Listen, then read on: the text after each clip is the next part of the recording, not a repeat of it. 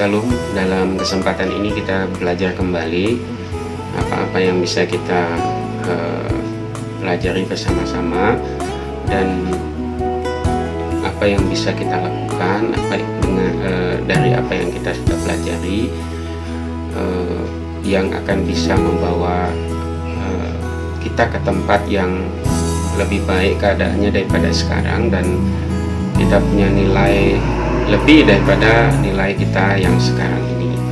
Nah, karena pada semua manusia itu akan terus bertumbuh dan akan terus bergerak maju, tidak ada sesuatu pun yang akan mundur kehidupannya, yaitu dari pergerakan maju tiba-tiba dia mundur. Nah, pergerakan itu pada hakikatnya adalah maju, ya, itu yang baik. Nah, pada pengertian dari posisi yang kurang baik menjadi posisi yang baik, dari nilai yang kurang baik menjadi nilai yang lebih baik. Nah, itulah yang kita mau pelajari bersama-sama hari ini. Kita mohon anugerah Tuhan untuk bisa kita pahami dan apa yang Tuhan maksudkan tentang apa yang dikatakan olehnya sendiri pada umat Tuhan pada zaman-zaman sebelum kita. Dan saya yakin ini juga Tuhan tetap adalah Allah yang sama di dalam Yesus Kristus yang sanggup untuk menolong setiap orang yang datang besok kepada Dia. Saudara yang dikasihi oleh Tuhan Yesus Kristus, kita berdoa. Roh Kudus, pimpin kami pada kesempatan ini. Biarlah kami boleh belajar pada firman daripada Allah.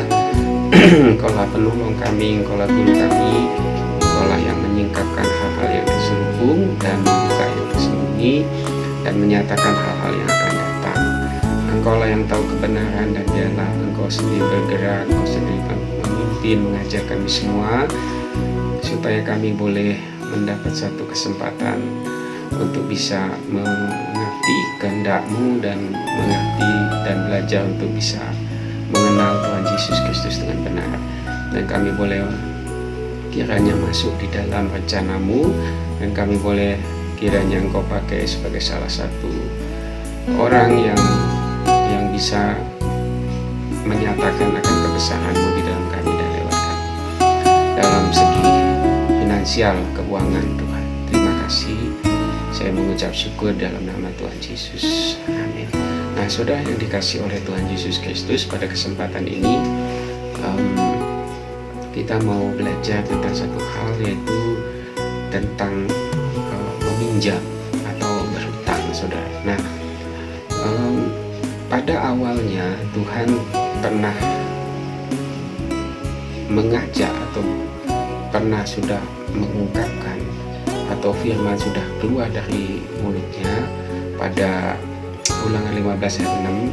Dia katakan kalau Tuhan sudah memberkati engkau akan memberi banyak pinjaman, dan engkau sendiri tidak akan meminta pinjaman. Nah, kenapa asal mulanya itu bisa terjadi? Karena berkat secara finansial itu sudah ada pada orang-orang yang Tuhan maksudkan. Nah, orang-orang yang Tuhan maksudkan itu adalah orang-orang yang akan masuk ke dalam tanah Kanaan, tanah yang Tuhan sudah janjikan kepada Abraham, Ishak, dan Yakub untuk bisa mereka memiliki dan menikmati hasilnya di tempat itu dan mengusahakan apa yang sudah ada. Nah, oleh karena itulah Tuhan mengatakan ini lewat Musa, bahwa jika engkau sudah diberkati Tuhan, jika engkau diberkati Tuhan, nah, kita juga harus melihat kenapa mereka bisa diberkati Tuhan. Tentunya karena Tuhan sungguh titik awalnya tentu Tuhan sangat mengasihi umat Israel pada waktu itu. Nah, sehingga Tuhan rindukan bahwa orang-orang ini akan menjadi satu tontonan atau jadi satu teladan bagi orang-orang lain, bahwa Allah yang benar, Allah yang Israel sembah itu adalah Allah yang sungguh-sungguh benar, adalah Allah yang sungguh-sungguh mengasihi umat manusia. Nah, pada kesempatan itu Tuhan telah memimpin semua umat manusia untuk bisa mengerti apa yang Tuhan sudah maksudkan di dalam firman-Nya Dia. Nah, apa yang kita bisa pelajari tentang apa yang Tuhan sudah firmankan kepada umat Israel pada waktu itu adalah kita bisa belajar bahwa Tuhan pada mulanya pun sudah menyediakan segala sesuatu kepada umat manusia. Contohnya kepada Adam, bahwa Adam diciptakan, sebelum diciptakan Adam dan Hawa itu Tuhan sudah menyediakan segala sesuatu supaya manusia itu dapat menikmati apa yang menjadi keadaan Bapa, yaitu dia bisa ada di dalam situasi yang Bapa alami di dalam kerajaan surga, bahwa dia itu ada segala sesuatu. Nah, oleh karena itu Adam diciptakan untuk bisa mengusahakan apa yang sudah ada, yang ada pada mereka pada waktu itu. Nah, demikian juga dengan apa yang Tuhan firmankan kepada lewat Musa kepada bangsa Israel yang akan mau masuk tanah Kanaan.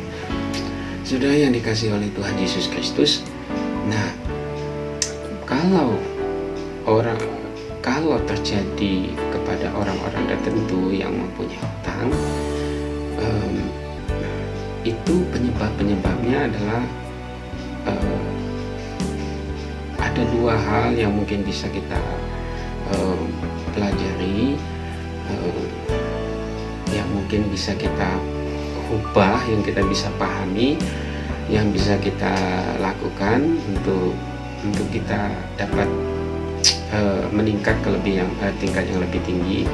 Pertama adalah orang itu berhutang karena dia itu minder atau gengsi, ya, gengsi dengan keadaannya sendiri dibandingkan dengan keadaan orang lain, sehingga keinginan itu timbul dalam pikiran hati seseorang itu untuk bisa menyaingi atau setidak-tidaknya bisa menyamakan dengan kehidupan orang-orang lain. Nah, padahal kemampuannya dia tidak bisa mendukung dia untuk bisa menyamakan atau melebihi daripada orang-orang yang di sekitar dia, atau lingkungan atau keadaan yang terjadi pada dirinya sendiri. Itu pertama. Kedua, biasanya hutang itu terjadi karena spekulasi atau untung-untungan.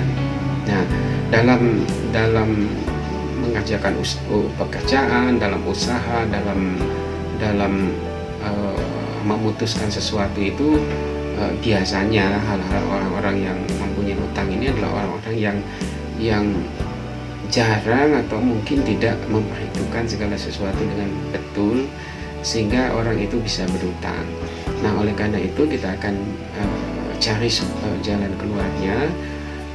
Tuhan sudah menyatakan di dalam firman-Nya bahwa kita ini diberkati Tuhan, dan kalau kita diberkati Tuhan, pasti kita akan memberikan pinjaman, bukan meminta pinjaman.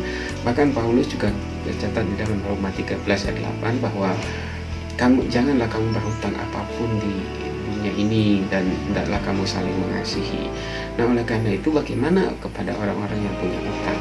Nah, sudah kepada orang-orang yang punya hutang, kita harus mencari penyebab hutang itu apa, yang menyebabkan hutang itu terjadi apa. Nah, kalau penyebab itu sudah kita temukan, kita buang, kita pangkas, dan kita putuskan, karena itu menjadi penyebab di mana kita berhutang. Nah, kedua, kita juga harus menyadari bahwa Allah itu adalah pencipta kita, karena dulu kita lahir dengan tidak membawa apa-apa, dan kita pulang juga tidak akan membawa apa-apa juga. Nah, dunia ini adalah tempat kita lewat, tempat kita bersekolah, tempat kita untuk mengumpulkan segala sesuatu untuk hidup yang lebih baik di dalam kerajaannya Dia, di dalam kehidupan yang akan datang. Nah, oleh karena itu dunia ini jangan pegang baik-baik, atau hidup ini jangan menjadi satu tujuan, sebab dunia ini akan berlalu. Nah, oleh karena itu kita mengetahui bahwa kita ini tidak punya apa-apa, dan kita akan meninggalkan dunia ini dengan tidak mempunyai apa-apa. Nah, oleh karena itu kita harus rendah hati jika kita sudah dapat penyebabnya, dan kita tahu bahwa segala sesuatu itu juga tidak perlu kita kejar dengan menghabiskan segala waktu, tenaga, dan pikiran, padahal hal-hal itu tidak bernilai kekal. Nah, setelah kita mendapatkan semua ini, baru kita akan tangani. Nah, apa yang ada pada saudara sekarang, minta anugerah Tuhan dan lakukan apa yang bisa saudara lakukan, sebab Tuhan sudah berjanji bahwa Dia itu bisa dan sanggup memelihara saudara. Nah, oleh karena itu mari kita belajar bahwa hal-hal yang tidak baik yang menyebabkan kita menjadi tertekan atau menderita oleh karena keputusan kita yang salah, oleh karena gaya hidup kita yang salah, itu jangan terus menyiksa kita, tetapi kita bisa berubah, kita bisa lepas dari semua itu kalau kita menghendakinya bersama dengan Tuhan Yesus Kristus.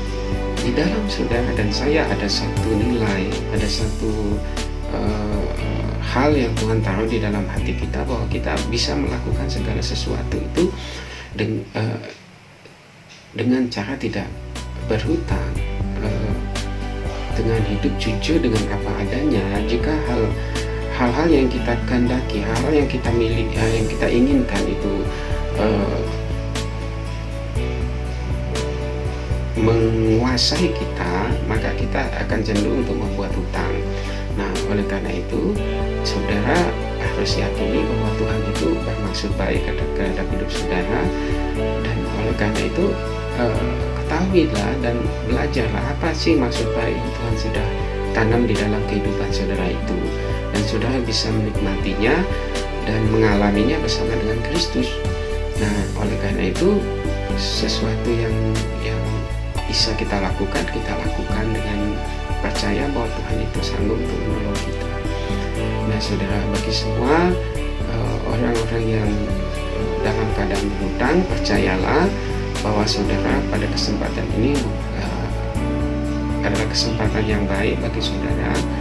Ada kesempatan di mana saudara bisa naik kelas, saudara bisa memperbaiki kehidupanmu, karena Tuhan adalah jalan keluar dalam kehidupan saudara. Minta bimbingan Dia, dan kalau memang sungguh-sungguh itu adalah kesalahan saudara, ya harus saudara mengakui salah dan minta pengampunan Tuhan, dan minta jalan keluar kembali, supaya hidup saudara ini tidak saudara alami terus. Karena waktu terus berjalan, jika sudah tidak mau berubah, sudah tidak mau memperbaiki kehidupan saudara akan tetap, keadaan saudara akan tetap seperti ini di tahun-tahun yang akan mendatang. Padahal saudara mungkin punya keperluan yang lebih besar daripada keperluan sekarang. Oleh karena itu kita semua bisa belajar bahwa Allah itu adalah Allah yang mengasihi kita, Allah yang memberikan kemampuan kepada kita, Allah yang memberikan petunjuk kepada kita.